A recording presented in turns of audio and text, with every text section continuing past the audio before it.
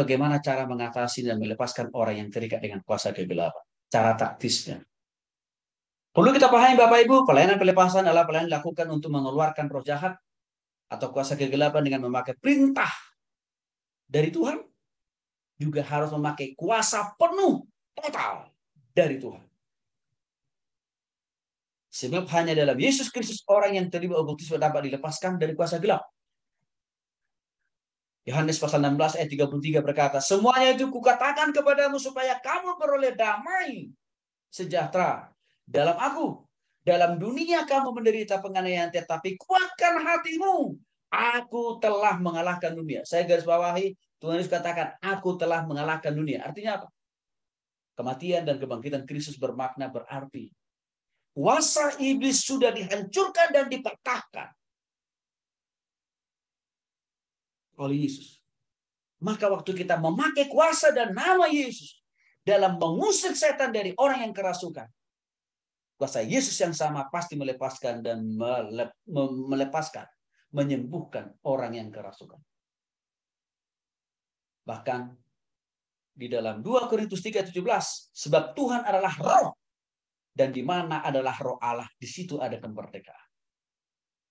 Artinya, kuasa roh Allah yang kita hadirkan di dalam diri orang waktu kita melakukan pelayanan pelepasan bagi orang yang sedang kerasukan setan. Maka dengan demikian Bapak Ibu dikasih oleh Tuhan Yesus Kristus dalam Matius pasal 10 ayat 5-8 jelas mengatakan bahwa Tuhan dan semua orang percaya dikaruniai, diberikan kuasa untuk melakukan pelayanan pelepasan. Di dalam Matius pasal 10 ayat 5-8 mengatakan, janganlah kamu menyimpang ke jalan bangsa lain atau masuk ke dalam kota orang Samaria, melainkan pergi kepada domba-domba yang hilang dari umat Israel. Pergilah dan beritakanlah, kerajaan surga sudah dekat. Sembuhkan orang yang sakit, bangkitkan orang yang mati, tahirkan orang kusta, usirlah setan-setan. Kamu telah memperolehnya dengan cuma-cuma, karena itu berikan pula dengan cuma-cuma. Artinya apa? Waktu kita bertobat tidak secara pribadi dalam hati kita, kita telah diperlengkapi oleh Tuhan. Dengan kuasa, juga dengan karunia untuk melakukan pelayanan pelepasan. Maka dengan demikian Bapak Ibu dikasih oleh Tuhan Yesus Kristus, saya berharap jangan lagi selalu kita mengatakan, wah, saya tidak diberikan kuasa oleh Tuhan untuk melakukan pelayanan pelepasan. Hanya si hamba Tuhan A, B, C. Saya enggak. Jangan terlalu mudah kita mengambil kesimpulan seperti itu. Oh, tapi Pak Tony udah pernah saya coba, tapi saya gagal. Belum tentu juga Bapak Ibu tidak diberi kuasa. Tapi mungkin bisa saja detik itu, saat itu, hati dan pikiran kita belum total di dalam Tuhan. Tidak juga. Pengalaman itu terjadi karena kita belum sungguh-sungguh bertobat terima Yesus. Mungkin juga pengalaman kegagalan itu terjadi karena kenapa? Karena kita tidak dipimpin dan dikuasai oleh roh Allah. Jika untuk itu Bapak Ibu yang dikasih oleh Kristus semua secara lebih detail saya jelaskan dalam mata kuliah okultisme ini supaya kita bisa paham. Sehingga di hari-hari ke depan Bapak Ibu, saya begitu yakin akan dipakai Tuhan. Maka pakailah pemahaman, pengetahuan, dan kuasa yang telah diberikan Tuhan itu. Sehingga kita tidak usah sibuk-sibuk, ya capek-capek cari hamba Tuhan si A, si B, dan C. Yang punya spesialisasi, nggak usah lah. Tuhan kita sama kok. Karena kadang-kadang ada juga kesombongan rohani, saya lihat dari oknum hamba Tuhan. Yang pernah dikaruniai Tuhan punya pengalaman melakukan pelayanan pelepasan. Jadi sombong rohani juga. Pernah saya kritik juga YouTube-nya. Mungkin Bapak Ibu pernah dengar itu YouTube-nya. Karena isi YouTube-nya mengintimidasi orang. Tidak memperlengkapi, tidak mengajar orang. Untuk juga punya si kuasa dari Tuhan untuk mengusir setan. Tidak mengajar. Maka saya kritik dalam YouTube-nya. Harusnya Anda itu saya bilang. Bimbing orang, ajar orang. Untuk memakai kasih kuasa dari Tuhan. Jangan Anda hanya pamer kuasa yang pernah Tuhan izinkan. Ini penting kita pahami Bapak Ibu ya. Jadi saya berharap pengalamannya Bu Novi itu, Bu Novi sekali lagi, setan itu nggak takut sama pendeta Bu. Waktu itu kan Bu Novi bilang setelah panggil pendeta, baru setannya kabur. Bukan karena pendetanya setan itu kabur, bukan. Pengalaman yang saya seringkan tadi kepada Bapak Ibu, itu saya belum jadi pendeta, masih dalam konteks penginjil loh saya itu. Sudah Tuhan kasih pengalaman melakukan pelayanan pelepasan. Masih konteks penginjil, sama dulu seperti Bu Novi itu. Jadi bukan karena kependetaan, bukan. Tadi saya sudah singgung, ada pendeta pakai kultisme. Melibatkan setan mempertahankan posisinya. Gimana itu? Jadi bagaimana hidup kita benar? Hidup kita dipimpin oleh Roh Kudus, clear dan clean dari dosa. Itu aja sebenarnya. Lalu pakai prinsip-prinsip yang dipakai oleh Tuhan Yesus. Langkah taktis atau praktis proses pelayanan pelepasan terhadap orang yang dirasuki oleh setan atau iblis. Pahami Roma pasal 16 ayat 20. Semoga Allah damai sejahtera segera akan menghancurkan iblis di bawah kakimu. Kasih karunia Yesus Tuhan kita menyertai kamu. Artinya Bapak Ibu, Allah kita, Tuhan kita Yesus Kristus, telah memberikan kita damai sejahtera, juga memberikan kita kasih kuasa menghancurkan iblis di dalam otoritas yang diberikan Tuhan Yesus Kristus kepada kita. Dengan memahami firman ini, mengimani, mempercayai, menghidupi, maka langkah yang pertama, proses melakukan pelayanan pelepasan, nyatakan iman secara pribadi kepada Kristus. Artinya harus sungguh-sungguh bertobat dulu kita memang. Harus sungguh-sungguh lahir baru kita. Harus Bapak Ibu. Kalau kita nggak mengalami kelahir baruan, justru kadang-kadang kita yang bisa kesetanan dan kerasukan. Saya pernah melayani beberapa orang hamba Tuhan, Bapak Ibu. Kerasukan setan. Hamba Tuhan loh ini. Kok bisa? Karena rata-rata mereka belum pada bertobat lahir baru. Jadi jangan kaget juga. Kalau Bapak Ibu misalkan melihat loh, kok hamba Tuhan, pelayan Tuhan, pengerja gereja bisa kerasukan? Lah ya. Alkitab mencatat, ada waktu Tuhan Yesus lagi di bait Allah. Ya, ada orang yang beribadah, kerasukan setan di gereja. Nah, jadi Bapak Ibu ini perlu kita pahami juga ya. Jadi jangan kita kira setan itu takut mengganggu orang di gereja. Oh enggak. Setan juga.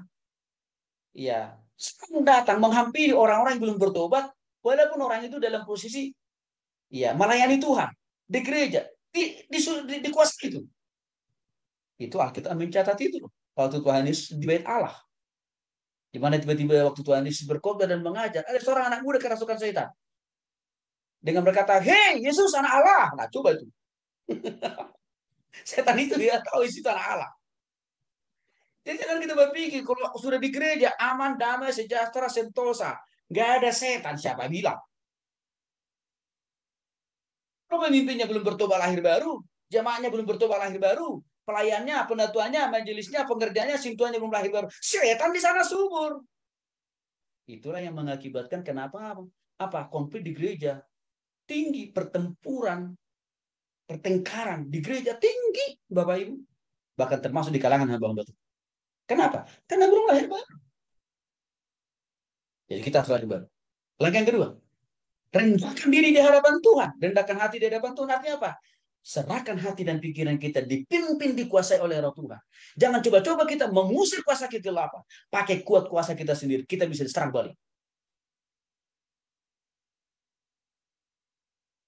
Ini pernah dialami oleh teman saya. Dia tentara. Dia kira si Boris takut sama tentara. Apalagi waktu itu dia pakai baju dinas ceritanya. Teman yang kesurupan ini tentara. Lalu layanilah temannya tentara ini. Apa yang terjadi? Serang balik. Si tentara yang mengusir ini. Dengan cara apa? Ditelanjangi oleh iblis. Maksudnya gimana telanjangi? Diungkapkan dosa-dosa dia kemarin. Yang belum selesai dengan istrinya dan anak-anaknya. Malu si tentara ini. karena tidak merendahkan hati di hadapan Tuhan dengan hidup dipimpin oleh Roh Kudus. Maka Bapak Ibu, dalam pelayanan pelepasan sebelumnya, saya sudah ceritakan tadi, saya selalu minta Tuhan Yesus, saya mau Tuhan hati pikiranku pimpin dengan kuasa Roh-Mu yang kudus. Saya mau hanya Tuhan yang bekerja di hati dan pikiran saya. Itu penting. Jangan coba-coba melakukan pelayanan pelepasan kalau belum mengakui dosa di hati, di pikiran, perasaan. 1:9. Kalau kita mengaku dosa kita, Tuhan konsisten mengampuni dosa dan kesalahan. Bapak Ibu, ini penting. Jadi teman saya tadi, kenapa dia telanjangi oleh iblis waktu dia melakukan pelayanan pelepasan? Karena dia rupanya sebelumnya berantem dengan istrinya. Dan dia pergi ke kantor. Tidak memaafkan, tidak mengampuni, dan tidak minta maaf sama istrinya. Dengan gagahnya, dengan pakaiannya, dia langsung melepas, meneking iblis. Dia serang. Dia dipermalukan. Akui dosa. Di hati, di pikiran, perasaan, tindakan. Akui. Harus total. Baik itu hubungannya dengan Tuhan, hubungannya dengan istri, anak. Minta ampun sama Tuhan. Tuhan ampuni, kuduskan, sucikan saya.